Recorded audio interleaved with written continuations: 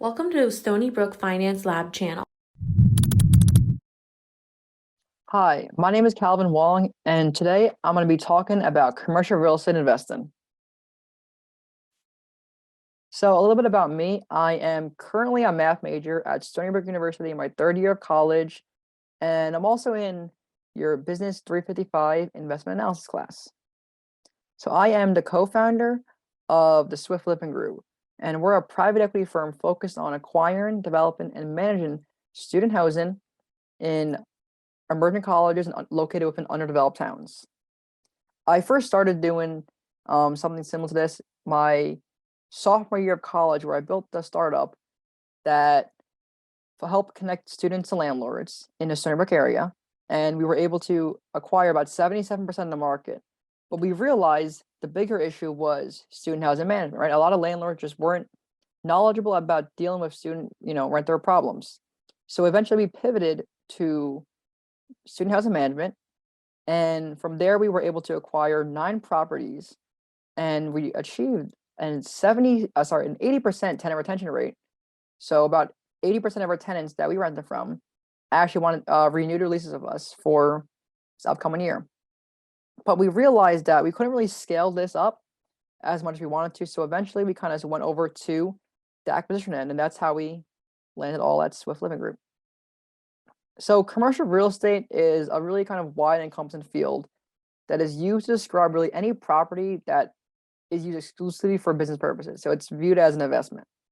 This is kind of this is a huge difference from, I guess, residential real estate, where in residential real estate, you're buying a property for personal use. You're going to live there. And with, commercial real estate, more often than not, you're probably not going to be living there, and you're most likely not going to even use it as well. And commercial real estate is kind of a huge field that encompasses a lot of different subsections, office space, hotels, malls, restaurants, multifamily. All of those are considered commercial real estate because they're bought for the reason of as investments.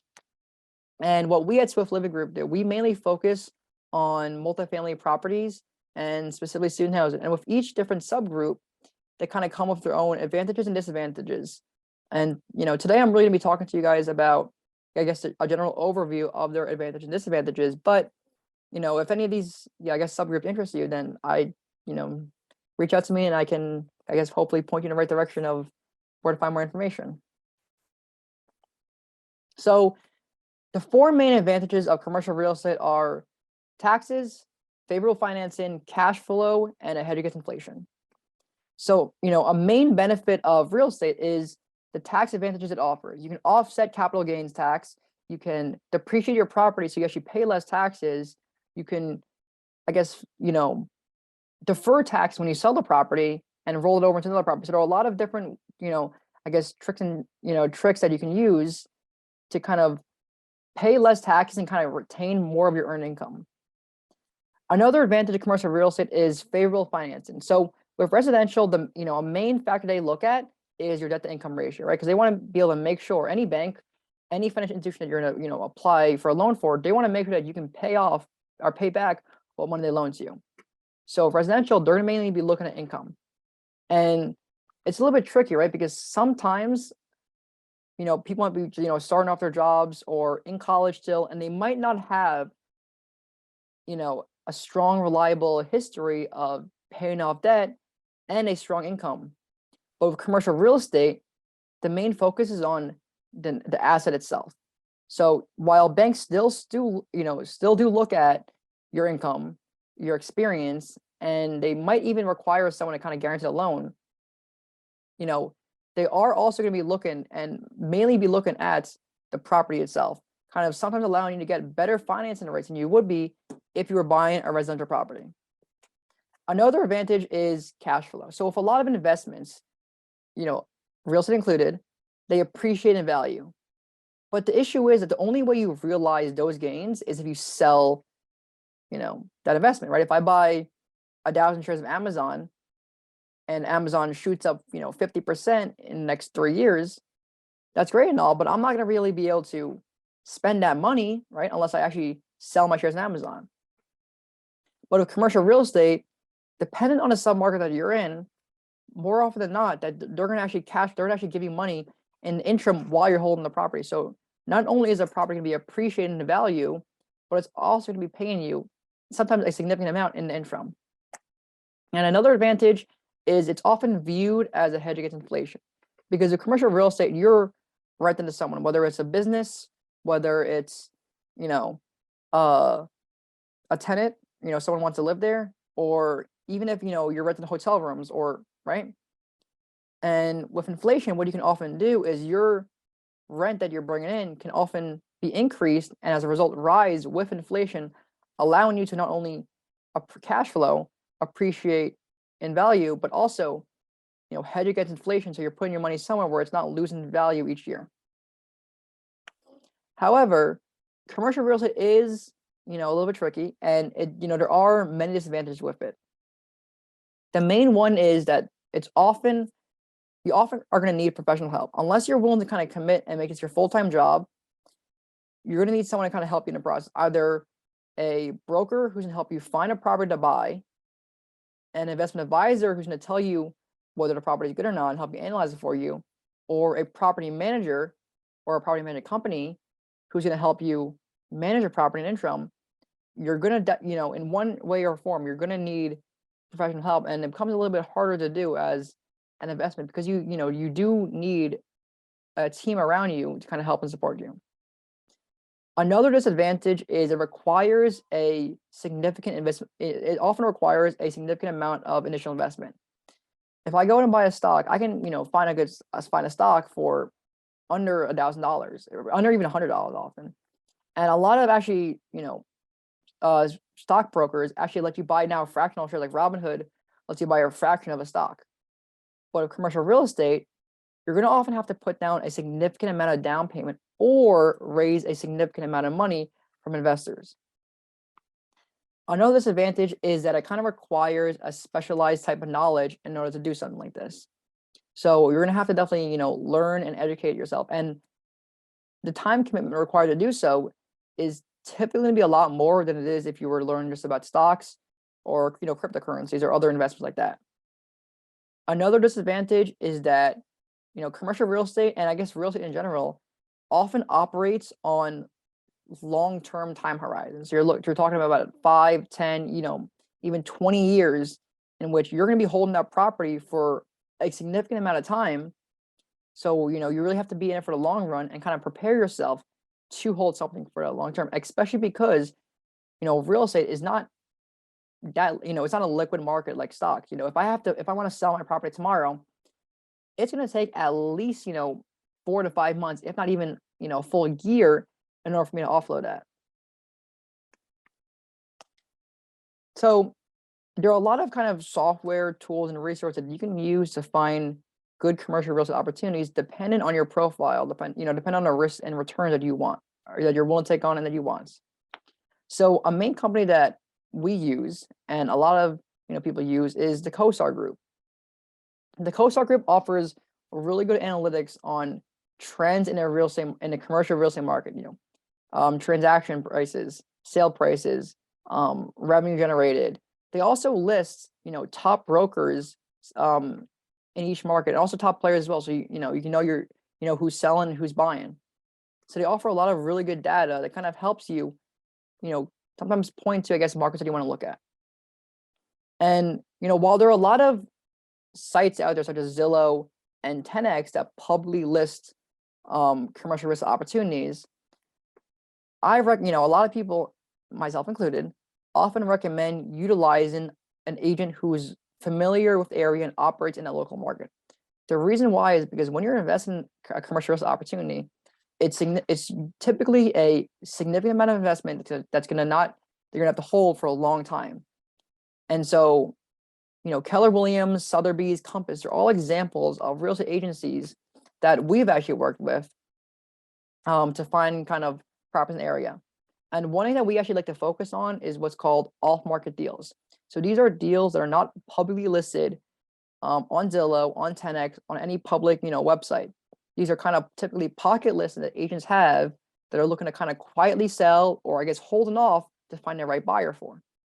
And the reason why we like to focus on off-market deals is because, especially in a hot market like this, if something's listed publicly, a lot of people are gonna be looking at it. And if a lot of people are looking at it, a lot of people might actually, want it. And if a lot of people want it, then the price that you're gonna have to buy it at gets a lot higher. On top of that, with off-market deals, you also typically have more time to actually fundraise and raise the amount of money that you need to buy a property. So there's many advantages to working with local agents, and that's kind of why we recommend, and a lot of people recommend, kind of creating and nurturing strong broker relationships in any market that you enter into, because it will allow you to get better properties, more opportunities, and kind of understand the market as a whole too. So one thing I want to show you is, I guess, a CoStar report that was pulled by an agent for us in the Binghamton submarket. So the market that we're mainly focused on right now is upstate Binghamton, New York, home of, I guess, SUNY Binghamton. So report like this kind of give you a lot of, really credible and valuable information, such as, asset value in the area, total number of sales, cap rate of the area, right? They also kind of show you, your number of transactions, sales volume, property sold. Now, one thing that we kind of found though is that because we're investing in distressed markets, or I guess distressed areas, also known as tertiary markets, the data that is often pulled from CoStar reports aren't always, I guess, usually aren't accurate. So we always, I do recommend kind of always taking these with a grain of salt. So it shows, so this report shows, the sale prices in the area, the cap rate in the area, really valuable information that that would be really beneficial to kind of when you're entering a market. And one thing I also want to show is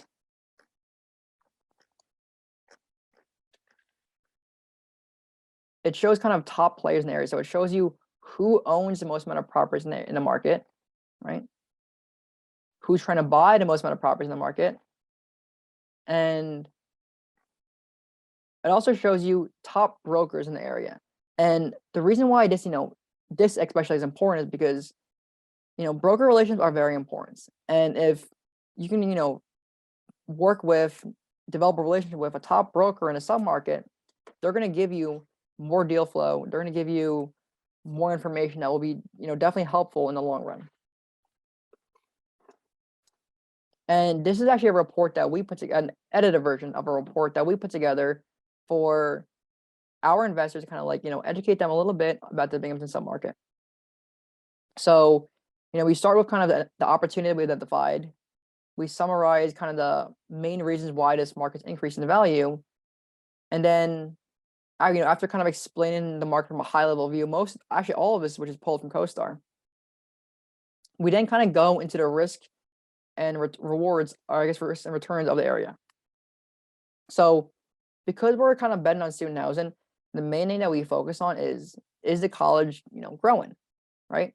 So SUNY Binghamton, the area, which is the main college in the area that we're focused on, has kind of grown 2% year over year for the last 20 years, which, indicates that this is a pretty strong market to invest in. We also look at home supply. So it's, basic economics that if supply is low but demand is high, if you're selling it, it's gonna, definitely do well because more people are gonna want to buy it than you have available to you. So you're never really gonna be having more supply than demand. And this is kind of a key metric that we look for in any market that we're entering, right? Does the market that we're entering want what we're going to offer? And what we're offering is student housing. We also want to look for, is the area growing in value? So one thing that we tracked, this kind of a more simplified version of the graph, was the average price per square foot for the last 20 years in the Binghamton submarket, specifically on Class C commercial real estate. So what we kind of found was that, I think starting about 7 years ago, was it, that we kind of started picking up on, I guess our model started picking up on this exponential trend in the Binghamton submarket. And that's kind of when that's kind of a metric that we really use to kind of justify entering here. And we also kind of show significant sales in the market because, you never want to own the most expensive home in the block or the most valuable property in any market, because if you're doing so, you're typically too invested into the market. It's always a good sign that other people are doing it as well too, because it kind of confirms your belief that this is a good market. That being said, though, sometimes you want to be the first to enter a market. So something like significant home sales might not matter as much to you.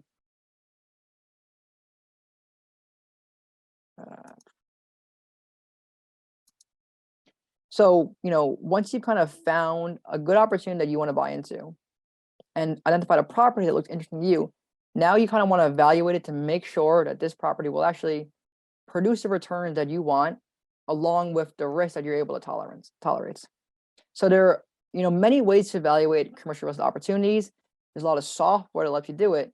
The software that we utilize, we all built in-house, because we kind of found, at least for student housing, that the software that was offered out there right now wasn't, really adequate enough for us to utilize. So we kind of wanted to get, because we wanted deeper insight to the market. So we really built our software from the ground up. And this right here is kind of like a projected pro forma of a property that we actually just went under contract for about a week ago. So what a pro forma is kind of like a future rent growth and how the property kind of look like in the future. So you're basically kind of projecting the current state of the property right now for the future. And while we do run many more, and evaluation models than this is kind of a quick initial back of the envelope calculation of whether we want to explore this property further or not. So the property is 89 Court Street, located in downtown district of Binghamton. And it's this greenish building right here. And it's actually a historic building designed by this architect. I think his name was Isaac Perry, who also actually designed the Albany State Capitol building. Anyways, this building is right now a vacant office space, and we went under contract to acquire the property about a week ago. And we're looking to convert it from a vacant office space into student housing. So let me just zoom out so that you can see this all. So we kind of start off our baseline assumptions. The purchase price of the property. Oh, let me start off with this, actually.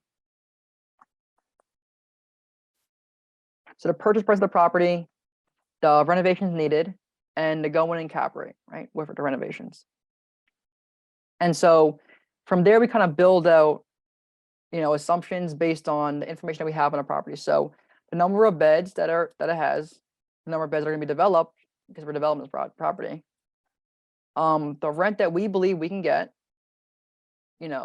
retail space of the property does have commercial retail space on the bottom that we're going to be renting out to actually a Starbucks, so that way the Starbucks can kind of generate, income for us, and also kind of be used as a way to attract students into the building. The building kind of assumes like vacancy rate. So vacancy rate is basically how the percent of units in your building that no one's living in, so you're not getting money on. From there, you have your expenses, your common ones: insurance, property tax, utilities. We have management fees in there, and we have repairs and maintenance. And so you take your potential gross rent, which is what you can potentially get, and your expense, and you get what's called net operating income. So this is kind of a really important, I guess, metric in commercial real estate. That's how much money the property will be bringing in after expenses, but before financing.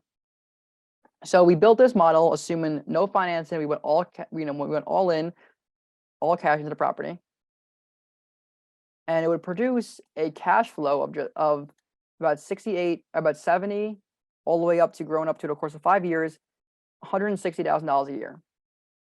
And so the returns, this is kind of what we really focus on right here. Our fund, the benchmark for our returns is at minimum, I think, 14% IRR. So if we went all cash into this property, it would actually fit with the criteria of what we're looking for. And over the course of the 5 years that we hold the property, it would generate a total unlevered profit of $1.6 million. But that being said, at the time that we bought the property, we were able to lock in an incredibly low interest rate before the Fed raised it. And so we were actually able to lever up and only have to put about 20%, actually exactly 20% down on the property.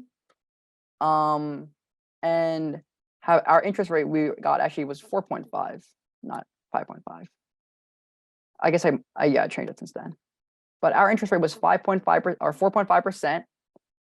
And because we were kind of taking a loan on the property, while we were making, less total profit at the end of the year, the returns were significantly higher than we expected. So our benchmark of 14% of IRR got significantly surpassed. So on this property, we were projected to make about 25% IRR for the duration of the whole time, which is about 6 years.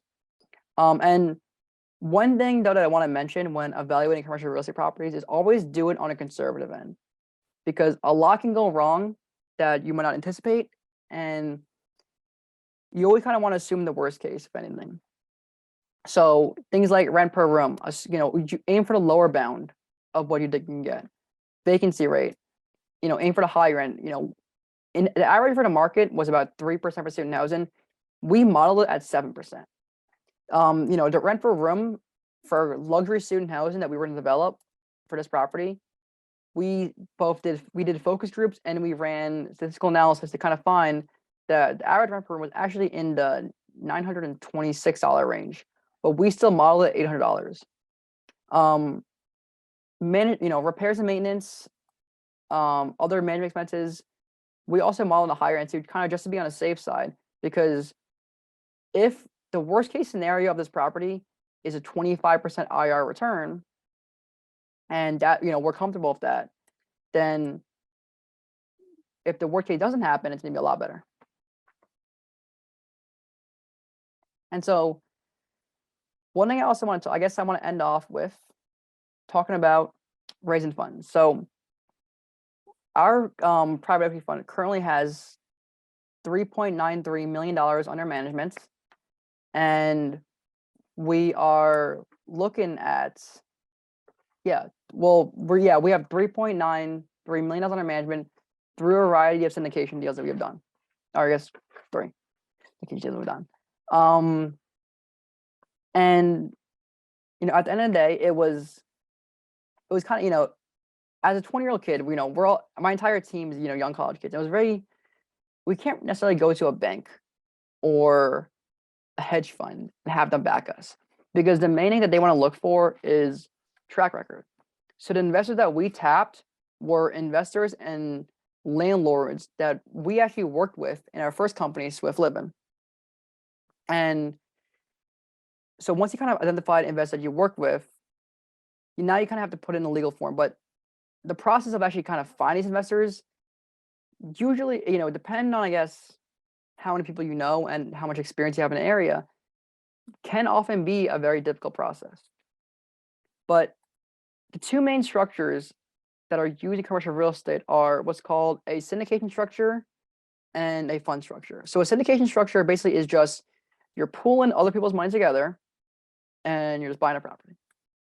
So the two main kind of legal documents that you really need are what's called 506B form and 506C form. So what a 506B form does is that it lets you raise from non-accredited investors. So this is something that was taught in Business 355. So because the reason being is because not accredited investors typically are assumed to have more experience and they have more funds available to them, allowing them to kind of invest in riskier investments. One of them being private equity funds and syndication deals in commercial real estate. So with Form 506B, you're able to raise unlimited funds from non-accredited investors, you're able to raise unlimited funds from accredited investors, but only raise funds from up to 35 non-accredited investors. But the key thing with Form 506B is that you're not able to solicit investors. So you have to have a prior relationship with them, and I think it's about 30 days. 506C is similar, except it focuses exclusively on just accredited investors. And so once you've identified your investors, you're going to have them kind of put their money in what's called a private placement memorandum, and then enter into a subscription agreement with your fund, basically committing, through a legally binding contract, a certain number of capital in a certain number of time, and that you'll return their money after a certain number of years.